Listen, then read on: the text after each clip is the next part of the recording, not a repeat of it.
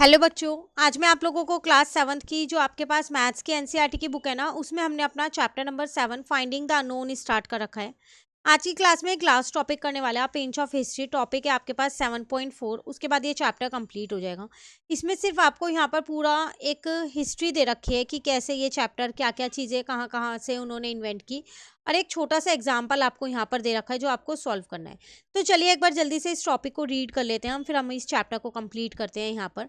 तो कह रहे हैं forming expressions using symbol and solving equation with such expressions was an important component of mathematical exploration in ancient India. This area of mathematics was termed Bijganita, also known as algebra. The word bija means seed. Just as a tree is hidden inside a seed, the answer to the problem is hidden inside an unknown number.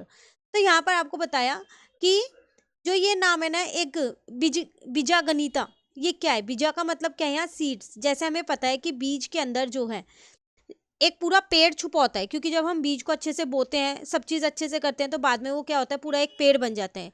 उसी तरीके से numbers के अंदर जो है ना, हमारे answers छुपे हुए हैं। प्रॉब्लम्स जो हैं मैथ्स की, वो सारी सॉल्व हो जाएंगी। तो solving the problem is like helping the tree grow. तो जब भी हम प्रॉब्लम को सॉल्व करते हैं तो ऐसा लगता है हम एक ट्री की हेल्प कर रहे हैं उसे ग्रो करने में। स्टेप बाय स्टेप उसे कैसे ग्रो करें, विच डिस्कवर वट इज हिडन। जो हम ये देख पाते हैं कि उसमें क्या क्या छुपा है, नई नई चीज़ें निकाल पाते हैं, उसे सॉल्व कर पाते हैं। तो वही चीज़ आपको यहाँ बता रखी है। जब आप मैथ्स में प्रॉब्लम्स को स्टेप बाय स्टेप सॉल्व करते हो तो उससे क्या होता है कि आपकी जो प्रॉब्लम है वो आसानी से सॉल्व होती रहती है और फाइनली आप अपने आंसर पे पहुंच जाते हो।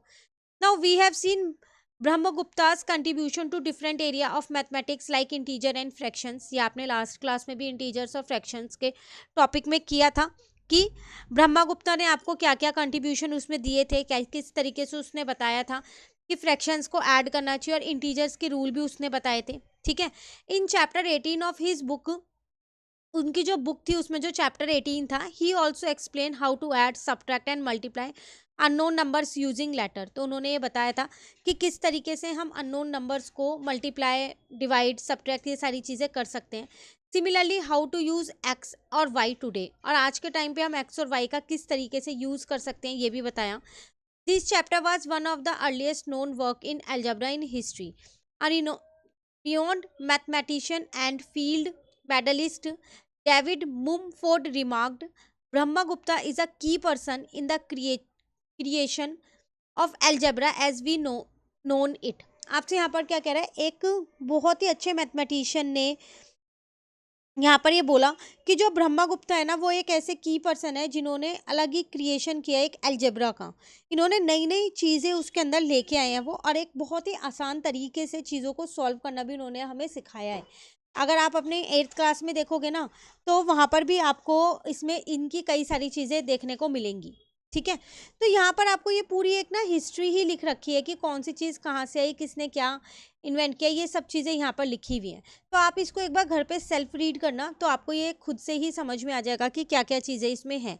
हम डायरेक्ट अपने एक एग्जाम्पल पे आ जाते हैं, जो एग्जाम्पल नंबर 16 हमें यहाँ पर दे रखा है।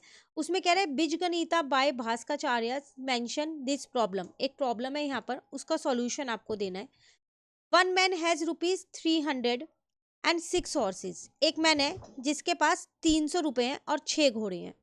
Another man has 10 horses and a depth of ₹100। एक दूसरा जना है जिसके पास 10 घोड़े हैं, लेकिन उसके पास एक डेप्थ है। डेप्थ मतलब उसने किसी से 100 रुपये ले रखे होंगे। If they are equally rich and the price of each horse is the same. मान लो वो दोनों इक्वली रिच हैं और दोनों के जो हॉर्स जिस पे जितने भी हैं उनके जो प्राइस है वो सेम है। Tell me the price of one horse. तो बताओ एक हॉर्स का कितना प्राइस है। तो देखो, एक जने के पास 300 रुपये थे और 6 घोड़े थे, तो एक घोड़े की कीमत मैंने मान ली x है, तो 6 घोड़ों की कीमत कितनी हो जाएगी, 6x हो जाएगी। दूसरे जने के पास 100 रुपये थे और कितने 10 घोड़े थे, तो वो कितनी हो जाएगी यहाँ पर 10x हो जाएगी। पर ये 100 रुपये उसके अपने नहीं थे, वो डेप्थ है ना। तो वो क्या करेगा, इसको चुकाने पड़ेंगे उसे। तो इसका मतलब आप इसको माइनस करोगे, -100। 300 रुपये ये वाले उसके पास अपने थे तो मैंने प्लस कर दिए, पर यहाँ लिखा है डेप्थ, तो ये किसी और के हैं, तो इसलिए हमने यहाँ -100 कर दिए। तो प्रॉब्लम के अकॉर्डिंग एक इक्वेशन मेरी यहाँ पर ये बन गई। ये 100 इधर से इधर चला गया तो प्लस का हो जाएगा 400। ये 6x इधर से इधर चला गया तो माइनस का हो जाएगा तो 4x आ गया। फाइनली एक इक्वेशन बन के आ गई, 400 इज इक्वल्स टू में 4x। यहाँ से मेरी x की वैल्यू कितनी आ गई, 100 आ गई, क्योंकि 4 दूसरी साइड जाके डिवाइड का हो गया। इसका मतलब एक घोड़े की जो कॉस्ट है वो 100 रुपये है। क्लियर हो गया? तो देखो 300 रुपये उसके पास पहले से थे और उसके पास 6 घोड़े थे, तो एक घोड़े की कॉस्ट 100 रुपये, तो 600 रुपये हो गए। टोटल उसके पास 900 रुपये हैं। जो दूसरा पर्सन है उसके पास 10 घोड़े हैं, तो उसने क्वेश्चन में बोला था दोनों इक्वली रिच हैं। अब उसके पास 10 घोड़े थे, एक घोड़े की कॉस्ट 100 रुपये है, तो 1000 रुपये हो गई, और 100 रुपये उसने किसी से उधार लिए थे तो वो वापसी करेगा, तो फाइनली उस पर 900 ही रुपये तो एक तरीके से, तो दोनों इक्वल है ना। देखो तो यहाँ पर आपको क्या है, एक एप्लीकेशन बेस्ड ये क्वेश्चन दे दिया गया है कि आपको स्टेटमेंट दिया उससे इक्वेशन आपको बनानी है। क्वेश्चन क्लियर हो गया?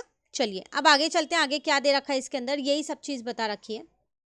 Such problems and solutions were well understood in ancient India. In fact, a very systematic way to solve problems with a single unknown was first proposed by Aryabhatta, and Brahmagupta has outlined in its Brahmapush Brahmaputra Siddhanta. Let us understand his method. Let us look at a very few equations of the following form. तो कह रहे हैं ऐसी जो problems हैं इनका एक systematic way होता है जो आपको सॉल्व करने आपको दिया। अब उन्होंने ना हमें कुछ इक्वेशन दिए यहाँ पर, चलो उसको देखते हैं। तो कह रहे हैं 5x plus 4 is equal to 3x plus 8, या फिर 3x minus 6 is equal to 2x plus 4। अगर हम इन्हें सॉल्व करें तो हम इजिली सॉल्व कर सकते हैं।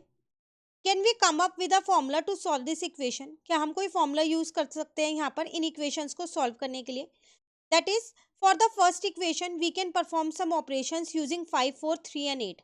तो हम अगर अपनी फर्स्ट वाली इक्वेशन देखें, ये इसमें हम कुछ ऑपरेशंस परफॉर्म कर सकते हैं इन नंबर्स को लेके 5, 4, 3 और 8 को। That will directly give us solution, तो वो हमें कोई ना कोई डेफिनेटली एक सॉल्यूशन देगा। Using a similar method you can solve the second equation, और वही मेथड यूज करके आप ये सेकेंड इक्वेशंस को भी सॉल्व कर सकते हो, जिसमें आप 3, 6, 2, 4 के साथ ऑपरेशंस परफॉर्म कर सकते हो। To get a formula, we can generalize equations of this form by taking the 4 number a, b, c and d. That is, उन्होंने क्या किया, इसको एक जनरल इक्वेशन लिख दी, ax plus b is equal to cx plus d. Brahmagupta give the solution to this equation of this form with this formula. तो यहाँ पर ब्रह्मगुप्ता ने एक सॉल्यूशन दिया। उन्होंने बोला कि आप यहाँ पर क्या करो, x is equals to d minus B upon में a माइनस सी कर दो। जैसे यहाँ पर देखो उन्होंने एक इक्वेशन दी और इस फॉर्मूले की हेल्प से सॉल्व भी किया है। ये रही वो इक्वेशन, बस x की जगह m है, तो ये हो गई मेरी a की वैल्यू, ये b की हो गई, ये c की और ये d की। तो d की वैल्यू ये है, माइनस इसमें मैंने b की वैल्यू कर दी, और यहाँ पर मैंने a की वैल्यू लिखी माइनस c की वैल्यू कर दी। तो यहाँ से मेरे पास m की वैल्यू आ जाएगी। मतलब अब मुझे ट्रांसपोज करने की कोई ज़रूरत नहीं है कि इसको इधर लेके जाओ, उसको उधर लेके जाओ, प्लस होगा माइनस होगा, वो सब नहीं। उसने अपना एक फॉर्मूला दे दिया कि आप इसकी हेल्प से भी सॉल्व कर सकते हो अगर आपके पास इक्वेशन इस फॉर्म में होती है तो। क्लियर? तो वही सेम आंसर आएगा। Using this formula can you solve this equation? क्या इस फॉर्मूले की हेल्प से आप ये इक्वेशन सॉल्व कर सकते हो? डेफिनेटली हम कर सकते हैं। ये a है, ये b है, ये c है, ये d है। तो x की वैल्यू कितनी आएगी यहाँ पर? d माइनस का c हो जाए, d माइनस का b हो जाएगा, ठीक है। और यहाँ पर हो जाएगा आपके पास a माइनस का c। फॉर्मूला यही है, देख लो, d minus B a minus c, ठीक है। तो x की वैल्यू कितनी आ जाएगी, 2 अपॉन में -2, x की वैल्यू आ जाएगी -1। तो बहुत आसान तरीका इन्होंने दे दिया जिससे हम इक्वेशंस को सॉल्व कर सकते हैं। क्लियर? उसके बाद आगे आपसे क्या कह रहा है यहाँ पर, ancient Indian mathematician were excellent at converting complex mathematical idea into simple procedure so that everyone could use this procedure to solve problem.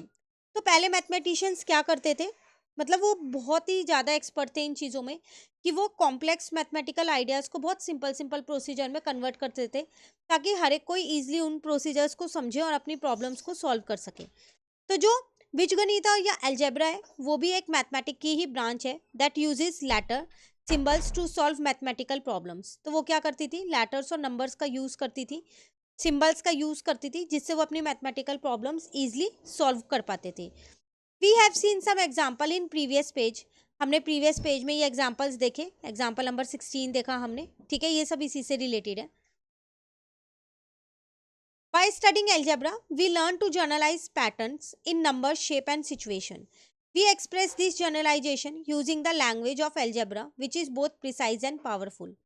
Bijaganita also give us a way to justify mathematical claim and to solve problem of many kinds. कोई चीज़ सब चीज़ आपको बता रहा है कि algebra को जब हम स्टडी करते हैं तो क्या होता है, हमारे को एक जनरलाइज पैटर्न हम सीख पाते हैं, नंबर, शेप्स, सिंबल्स वगैरह में सीख पाते हैं। और दूसरा, ये हमारे को और भी अच्छी तरीके से प्रॉब्लम्स को सॉल्व करने के कई सारे तरीके इसमें प्रोवाइड किए जाते हैं, ठीक है। उसके बाद अब यहाँ पर आपके पास फिगर इट आउट आ गया है, तो इसको हम नेक्स्ट क्लास से स्टार्ट कर देंगे। हमारा ये चैप्टर जो है पूरा यहाँ पर कंप्लीट हो गया है। आपको कहीं भी डाउट लगता है आप कमेंट करके पूछ सकते हैं। Thank you.